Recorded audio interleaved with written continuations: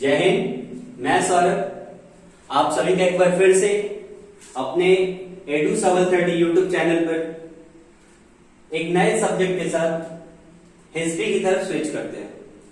हमने आपसे कहा भी था कि केमिस्ट्री स्टार्ट करने के बाद हम बहुत जल्द ज्योग्राफी की तरफ बढ़ेंगे और आपके ज्योग्राफी के वीडियो आपको मिलने शुरू हो गए। साथ ही साथ हमने आपसे यह भी कहा था कि बहुत जल्द हम हिस्ट्री की तरफ भी स्विच करेंगे। सो आज से हम आपका हिस्ट्री डिस्कस करते हैं सिलेबस के तौर पे और क्या क्या हम कैसे पढ़ेंगे इन बातों को।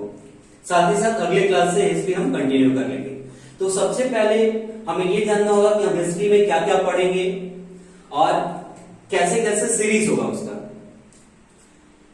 अगर हम बात करते हैं हिस्ट्री की तो वर्ल्ड की हिस्ट्री होगी या फिर अपने देश भारत की हिस्ट्री। हमारे एग्जाम पॉइंट ऑफ व्यू से हमें अपने देश भारत की हिस्ट्री को पढ़ना है। जब हम बात करते हैं अपने देश भारत की हिस्ट्री की तो हमारी हिस्ट्री को 3 भागों में बांटा गया है। प्राचीन भारत अर्थात एंशिएंट इंडिया, मध्यकालीन भारत अर्थात मॉडर्न इंडिया मेडिएवल इंडिया और आधुनिक भारत अर्थात मॉडर्न इंडिया। जब हम बात करते हैं एंशिएंट इंडिया की तो एंशिएंट इंडिया के टाइम भारत में हमें अपने इतिहास से जानकारी मिलती है कि हिंदू शासन हुआ करता था। इसमें भी 3 तरह के आपको पीरियड मिलेंगे, जिसमें पहला पीरियड प्रागैतिहासिक काल अर्थात प्री हिस्टोरिक पीरियड होगा। प्री हिस्टोरिक पीरियड में हमें 2 तरह के टाइम मिलेंगे, एक पाषाण काल अर्थात स्टोन एज। तो सबसे पहले हम जब हिस्ट्री शुरू करेंगे तो स्टोन एज पढ़ेंगे। साथ ही साथ दूसरा कॉपर एज अर्थात ताम्र युग। स्टोन एज में हम सबसे पहले पढ़ेंगे पूरा पाषाण काल अर्थात पैलियोलिथिक पीरियड, जो कि इनफाइनाइट बीसी से अर्थात इसकी शुरुआत की जानकारी एक फिक्स डेट के तौर पे हमें नहीं पता है और वो कहां तक चलेगा 8000 बीसी तक। और यही वजह है कि इतिहास का सबसे लंबा पीरियड पूरा पाषाण काल माना जाता है। पूरा पाषाण काल के बाद हम पढ़ेंगे मेसोलिथिक पीरियड अर्थात मध्य पाषाण काल, जिसका टाइम होगा 8000 बीसी से लेकर 4000 बीसी तक। अगला हम पढ़ेंगे नवपाषाण काल अर्थात नियोलिथिक पीरियड और उसका टाइम होगा 4000 बीसी से 250 बीसी तक। और जैसे ही हम 250 बीसी तक पहुंचेंगे उससे थोड़ा सा पहले यानी 3000 बीसी में ही हम कॉपर एज में भी पहुंच चुके होंगे अर्थात ताम्र युग। जो ताम्र युग कहां से कहां तक हम पढ़ेंगे 3000 बीसी से 2000 बीसी तक। बीसी का मतलब है कि ईसा के जन्म से 2000 साल पहले 2000 बीसी। 3000 बीसी का मतलब कि ईसा के जन्म से 3000 साल पहले। हम एडी और बीसी को भी जब इतिहास शुरू करेंगे तो बेहतर तरीके से डिस्कस करने के बाद ही आगे बढ़ेंगे। प्री हिस्टोरिक पीरियड अर्थात प्रागैतिहासिक काल के बाद शुरू होता है प्रोटो हिस्टोरिक पीरियड अर्थात आद्य ऐतिहासिक काल।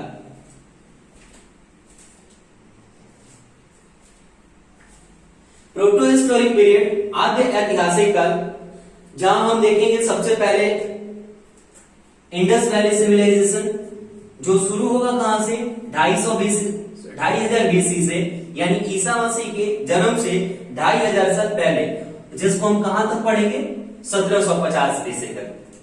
और यह सभ्यता सिंधु घाटी सभ्यता या इंडस वैली सिविलाइजेशन के नाम से जानी जाएगी। चूंकि यह नगरीय सभ्यता थी, इसमें नगरों का विकास हम पढ़ेंगे, नगरों के बारे में जानकारी पढ़ेंगे और वहां की सोसाइटी वेल डेवलप होने की वजह से हम इसे शहरी सभ्यता भी कहते हैं। इसके बाद हम आद्य ऐतिहासिक काल में ही अर्थात प्रोटो हिस्टोरिक पीरियड में ही बढ़ेंगे वैदिक सिविलाइजेशन की तरफ। और वैदिक सिविलाइजेशन में अर्थात वैदिक सभ्यता में जिसका टाइम पीरियड होगा 1500 बीसी से 6000 बीसी। हम देखेंगे कि इस सभ्यता में किसका विकास हुआ, क्या हुआ। चूंकि इस सभ्यता में ग्रामीण प्रधान बात होने की वजह से, इस सभ्यता में गांवों की बात ज्यादा होने की वजह से हम इसे ग्रामीण सभ्यता के नाम से जानेंगे अर्थात इसमें हम गांव की सभ्यता की जानकारी लेंगे। और तीसरा पीरियड हमारा होगा एंशिएंट इंडिया में ही historic period. Historic period 600 BC से 712 एडी तक अर्थात ईसा मसीह के जन्म से 600 साल पहले से लेकर और ईसा मसीह के जन्म के 712 साल बाद तक अर्थात अगर कहें कि लौह युग कब से कब तक था, तो 600 ईस्वी इसको जोड़ लीजिए और 712 ईस्वी इसको, अर्थात कुल 1312 साल तक का ये शासन रहा। कौन? लौह युग। ठीक है, तो इसमें हम देखेंगे कि जब हम आगे बढ़ते हैं वैदिक सभ्यता से, तो उस समय हम पाते हैं कि लोहे का आविष्कार हो चुका था, कृषि बहुत ज्यादा डेवलप हो चुकी थी, लोग अब जमीन को महत्व देने लगे थे, और जमीन के लिए ही जब चूंकि जमीन को महत्व दिया जाने लगा तो अर्थव्यवस्था की बात कही जाने लगी, और जैसे ही अर्थव्यवस्था की बात आने लगी तो बात वर्चस्व की आ जाती है, और जैसे ही बात वर्चस्व की आती है बात अधिग्रहण की आएगी, अर्थात अधिपत्य की आएगी, और उसी अधिपत्य के दौरान अपना अधिकार जमाने के चक्कर में बहुत सारी लड़ाइयां भी हुई हैं। आगे जैसे ही हम बढ़ेंगे 712 एडी के बाद हमारा एंशिएंट इंडिया स्विच कर जाएगा कहां? मेडिएवल इंडिया में, यानी मध्यकालीन भारत में, और यहीं पर 712 ईस्वी में अरब आक्रमण होता है, जहां मुस्लिम शासक भारत की तरफ अपना नजर जमाने लगते हैं।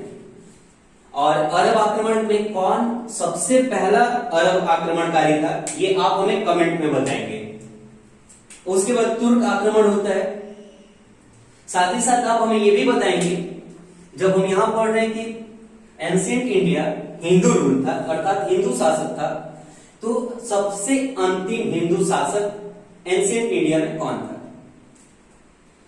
जैसे ही आगे बढ़ेंगे हम लोग तुर्क आक्रमण के बाद, तो बात हो जाएगी दिल्ली सल्तनत की, जिसकी शुरुआत आपको पता है कब से होती है? 1200 कहीं कहीं 5 और कहीं कहीं 6 मिलता है। यहीं पर हम देखेंगे गुलाम वंश, यानी दिल्ली सल्तनत के अंतर्गत हम गुलाम वंश के बारे में पढ़ेंगे, खिलजी वंश के बारे में पढ़ेंगे। खिलजी वंश, इसका संस्थापक कौन था, अंतिम शासक कौन था, कौन कौन सी लड़ाइयां हुई, क्या क्या प्रशासनिक सुधार हुए, क्या इस समय तक मुद्रा प्रचलन में आ चुका था या फिर अभी भी बार्टर सिस्टम ही जारी था, अर्थात वस्तु विनिमय प्रणाली ही जारी था, या फिर पैसे का लेन देन शुरू हुआ था या नहीं। इन सभी चीजों को हम दिल्ली सल्तनत के अंतर्गत किसी वंश के द्वारा पढ़ाया जाएगा। साथ ही साथ खिलजी के बाद तुगलक डायनेस्टी आएगा, सैयद डायनेस्टी आएगा, और फिर लोधी डायनेस्टी आएगा। इन सब के बारे में हम आपका वनडे एग्जाम जितना डिमांड करता है, हम उस लेवल तक अपने कंटेंट को लेकर जाने के लिए प्रयासरत होंगे, और इसके लिए आप अपने सुझाव हमें कमेंट बॉक्स में अवश्य देते रहेंगे। साथ ही साथ हम इस सीरीज में हर रोज आपके लिए 1-2 प्रश्न छोड़ जाएंगे, उस प्रश्न को आप कमेंट में जवाब देंगे, ताकि हमें पता चले कि आपको हमारा वीडियो कितना लाभान्वित कर पाता है।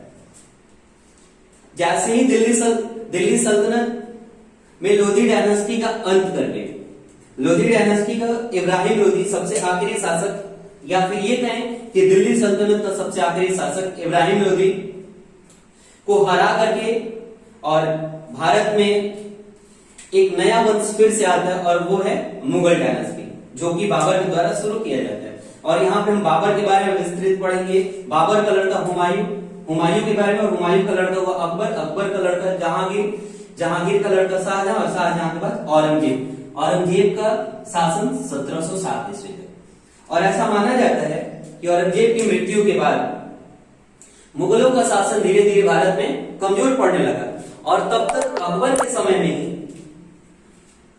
ईस्ट इंडिया कंपनी भारत में आने के लिए प्रयास जारी कर चुका था।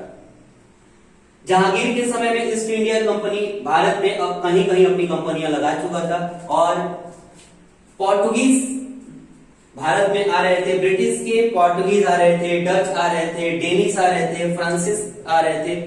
ये सभी भारत को व्यापार के दृष्टिकोण से देखने लगे थे, तो धीरे धीरे इनका उदय होने लगा था। अर्थात हम ये कहें कि ब्रिटिश साम्राज्य का या फिर यूरोप का उदय हमारे देश में ज्यादा बढ़ने लगा था, और धीरे धीरे मुगल डायनेस्टी का पतन शुरू होने लगा था। इस तरह से बहादुर शाह द्वितीय, या फिर उन्हीं को हम बहादुर शाह जफर भी कहते हैं, 1857 ईस्वी में उनको पूर्ण रूप से हटा करके और ब्रिटिश के द्वारा घोषणा कर दी जाती है कि अब शासन ब्रिटिश हुकूमत के तहत वहां की महारानी देखेंगी। आप हमें कमेंट बॉक्स में ये भी बताएंगे कि वो महारानी कौन थी। साथ ही साथ शुरुआत में ब्रिटिश इंडिया कंपनी भारत में व्यापार के दृष्टिकोण से आया करता है, लेकिन मुनाफा को देखते हुए वो यहाँ पर अधिकार कर शासन चलाने के बाद धीरे धीरे सोचने लगते हैं, और फिर भारतीयों के मन में धीरे धीरे असंतोष पैदा होने लगता है। उनकी रणनीति समझ में आने लगती है कि हम फिर से इनकी हुकूमत के अंतर्गत काम करेंगे।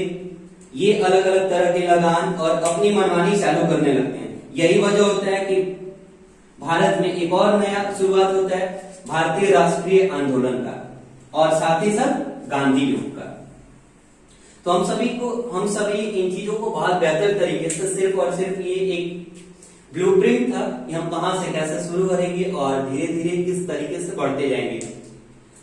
उम्मीद करते हैं कि आप सभी इंडियन हिस्ट्री में हमारे साथ बने रहेंगे, और एक चीज मैं आपसे जरूर रिक्वेस्ट करूंगा कि आप वीडियो के साथ साथ कॉपी पेन लेकर के बैठें। वीडियो में बहुत सारी चीजें ऐसी होती हैं जो वोकल होती हैं, जो इंसान बोल पाता है, लिख नहीं पाता, तो उस चीज को भी आप नोट डाउन करते जाएंगे, और जो चीजें यहाँ लिखी हैं उसे भी आप लिखते चलेंगे। वैसे मैं प्रयास करूंगा कि अधिक से अधिक चीजों को बोर्ड पे लिखा जाए ताकि आप उस चीजों को अक्षरशः लिख सकें। ठीक है, फिर हम मिलते हैं अगले वीडियो में। एंशिएंट इंडिया की शुरुआत करेंगे कहां से? प्रागैतिहासिक काल से। तब तक के लिए जय हिंद, धन्यवाद।